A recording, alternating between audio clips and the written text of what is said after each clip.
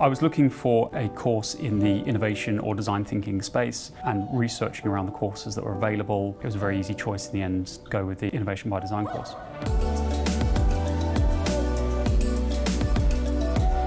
I'm Simon Wray. I'm a business consultant at Synchron. We are a leading digital consulting firm that helps clients accelerate their digital transformation. Innovation by Design brings together design processes and best practice into a business context that then teaches us how to develop ideas, prototype and iterate solutions for our users. So the course itself is a very good mix, I think, of theoretical content and hands-on experiential exercises.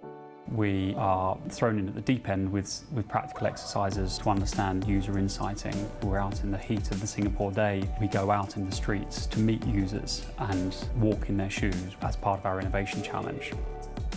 And we're then in the workshop, in the garage, physically building prototypes, hands-on developing potential solutions to solve for those users. We could do all of that in a very theoretical context, but until you're there hands-on, working together as a team, competing against other teams, it just makes it a vastly richer learning experience. So the impact in the organisation has been one of, I think, creating a groundswell of buzz around design thinking and trying to understand how we can build on that and become a truly innovative organisation. I think there's a common misconception that creativity is an ethereal or esoteric concept. It's actually a creative process.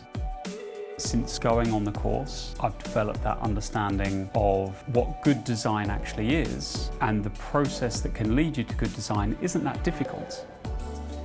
One of the biggest takeaways for me is that it's an accessible skill set. Anybody can learn it and develop it and come up with some crazy ideas that might just lead us to developing the next great innovative solution.